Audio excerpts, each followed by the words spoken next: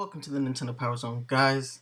It's your boy Nice1983 with a brand new breakdown video. So this morning, the Pokemon Company released a brand new trailer for Pokemon UltraSun and UltraMoon. There were a few little things in there that I just want to go over. So guys, what we're gonna do is we're gonna show the trailer real quick, and then we're gonna go ahead and break it down. All right? So let's go ahead and get started.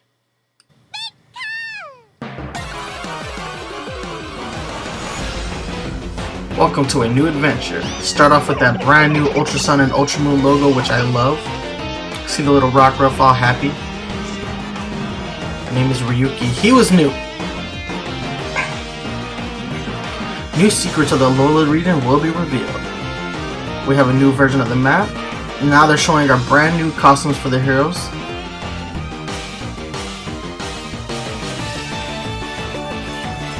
Alright, and now we're seeing the awesome new form of Lycanroc, the Dusk form. I love this form.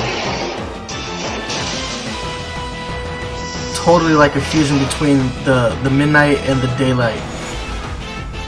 Only certain Rockruff will evolve into Dusk form, and we know that that's going to be revealed already, so it's all good there.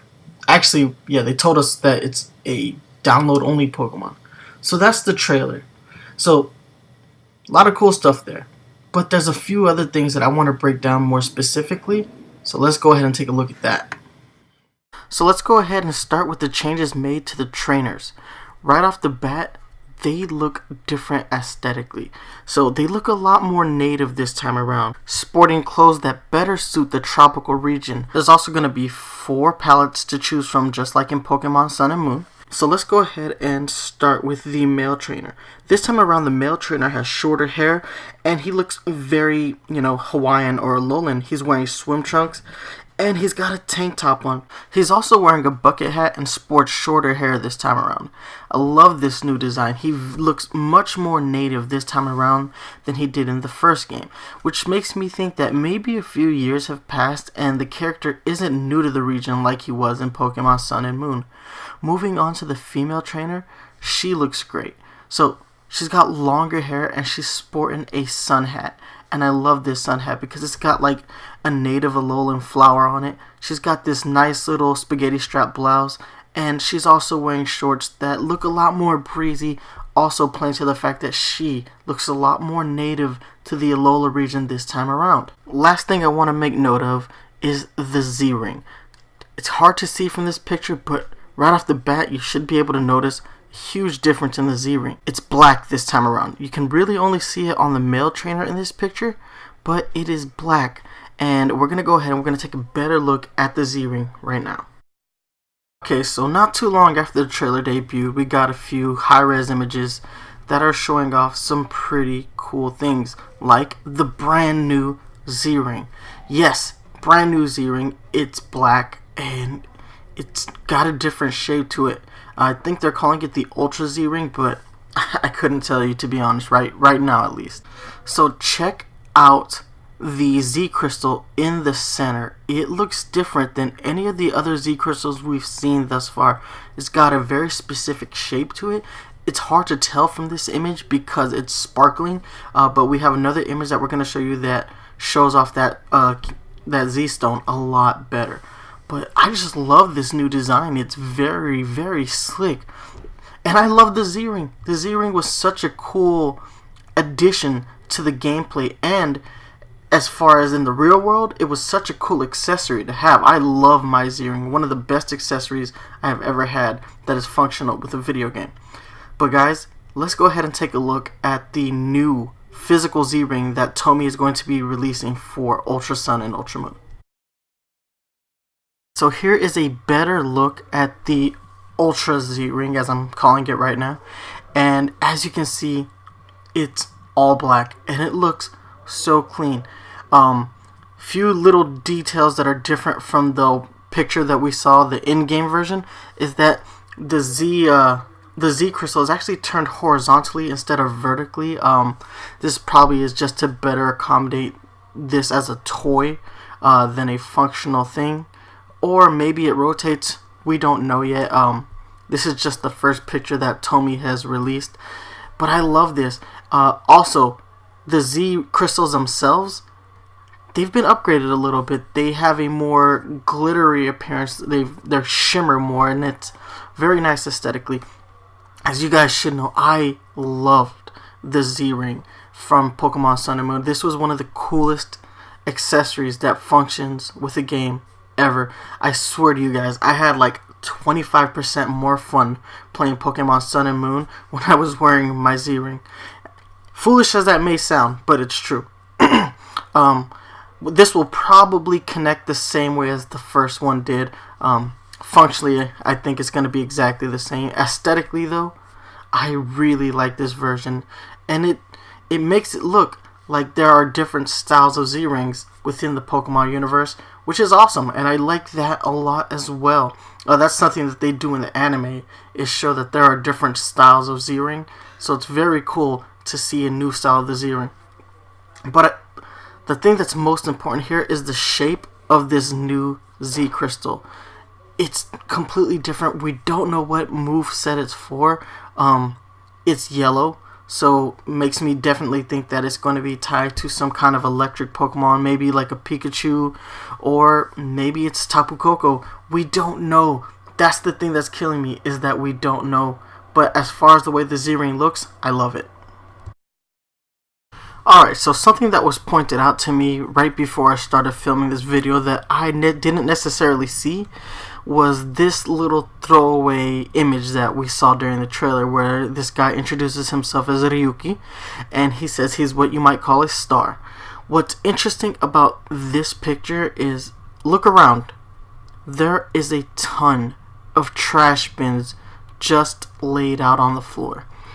What's interesting about this, and what was pointed out to me, was that this is extremely similar to a Gen 1 Lieutenant Surge gym.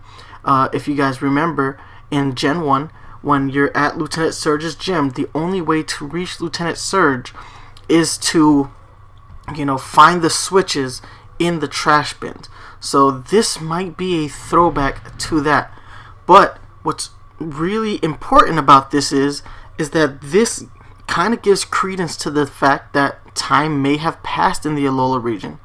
In Pokemon Sun and Moon, there are no gyms. There's the Island Challenge, and you fight trial captains and kahunas.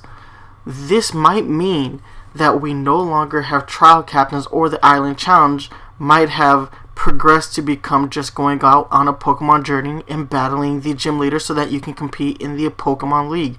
At the end of Pokemon Sun and Moon, Professor Kukui has built a Pokemon League from the ground up. So this might just be the natural progression of that, is that the Island Challenge just turns into, your more traditional Pokemon journey. Now, that's kind of sad, because the Island Challenge, to me, was such a breath of fresh air for the Pokemon series. To see them go back to a more traditional gym system, that might be a bummer. But we don't really know this yet. This is clearly speculation on my part. It's just that when you see this image and you kind of like put two and two together, and you show that this is something from possibly from Gen 1, it might mean that the region has progressed in a way that they no longer have the Island Challenge. Like I said, guys, this is really just speculation on my part, and it really wasn't even my speculation. Somebody pointed it out to me, so I just decided I'd throw that in here just so I could, appease all sides of the argument, so to speak. Anyway, guys, there's a little bit more to go over, so let's go ahead and go into the region itself. Alright, guys, so here it is, the brand new Pokemon UltraSun and UltraMoon Lola region, sitting next to the original Alola map. Now, there are a few changes here that I want to make note of. Nothing too drastic, except for one thing that's pretty glaring, but outside of that, the maps are virtually identical. So the biggest change right now would be the color scheme. The sun is clearly setting in the Pokemon UltraSun and UltraMoon image. It looks like it's dusk, which adds a third time frame between Pokemon Sun, Pokemon Moon and UltraSun and UltraMoon. Remember that Pokemon Sun took place on your DS's timeline, and that Pokemon Moon was 12 hours ahead of that. So if you were playing Pokemon Sun in the daytime, you'd be playing in the game at the daytime. But in Pokemon Moon, if you're playing during the day in the game, it looked like night. So here you have this dusk setting where the sun is right dead in the center. So it's just this third time frame that we haven't yet explored in these regions. So the biggest change in this region map that we've seen is right above Melee Island. You have this giant ultra wormhole that the Ultra Beasts come out of, and it's just sitting there over Melee Island. What does this mean for the game? Are we going to see new forms of Ultra Beasts? I don't know, but that is a big ultra wormhole. Alright, and lastly, the last thing on the map that I'm noticing is this rock formation right to the west of Ula Island. Now, I'm not certain if this is actually a rock formation or maybe a school of Pokemon swimming. It's really hard to tell because we just can't get close enough to the image to make a real educated guess. But I think it's a rock formation, and if it is, what does that mean for the region to have new rock formations? Is it somewhere we can go? Does it mean anything specific to the game? We just don't know yet, and the Pokemon Company has been really tight-lipped on information for Pokemon Sun and Moon, and it's driving me crazy because I really want to know more about UltraSun and UltraMoon. But guys, this weekend is the Pokemon World Championship, so I'm pretty sure we're going to see a lot more reveals for Pokemon UltraSun and UltraMoon, as well as games like Pokken Tournament. But we'll just have to wait and see. But I promise you, I'm going to stay up to date. I'm going to pay as much attention as possible to the Pokemon World Championships to see what kind of reveals they do have. But guys, there's one more thing I want to talk about before I close out the video that's non-Pokemon UltraSun and UltraMoon related. Okay guys, so this one's kind of badass. So Nintendo has a way of tugging at our nostalgia heartstrings. So this is them capitalizing on that to the fullest. So European Pokemon trainers can get a boxed version of Pokemon Gold and Pokemon Silver. Now, it's not a physical cartridge for your 3DS, but it contains a download code. But it's just really cool that they're releasing a box for this. This is the ultimate thing for collectors to have. If you're a real hardcore Pokemon fan and Pokemon collector, you're definitely going to want to add these new boxes to your collection. And it's just insane that they would do something like this. I kind of wish they would do this here in America, because I would totally love to have a boxed edition of Pokemon Gold and Pokemon Silver. To be fair, I would like to have physical versions of these original games instead of just a download code. I'm not a huge fan of downloading games, but nonetheless, I do see how cool this is, and if I could get this here in America, I would. I absolutely would, without a question. But guys, that's it for this news, so let's go ahead and sign off, alright? Alright guys, so that's it for this breakdown. There was a lot of little reveals in this trailer and some of the information they put out after the trailer was debuted, but all of it is really cool and it leaves a lot of room for speculation. Maybe the Island Challenge is no longer part of the Alolan culture. Maybe it's moved on to traditional gym battles and gym systems. That's kind of a bummer because, like I said earlier, I love the Island Challenge, but it would show that the region is progressing and that time has passed since Pokemon Sun and Pokemon Moon. Just so much cool stuff. We saw the new trainer and all the changes they made to the character aesthetically. We saw the new character of Ryuki and what he might possibly be. We also got to see the brand new Ultra Z-Ring, and it just looks so sick. We talked about that Ultra Wormhole that's looming over Melee Island, and there's just so much little stuff there, and my mind is being expanded right now because I'm thinking about all the things that this could possibly mean for the story of Pokemon Sun and Moon.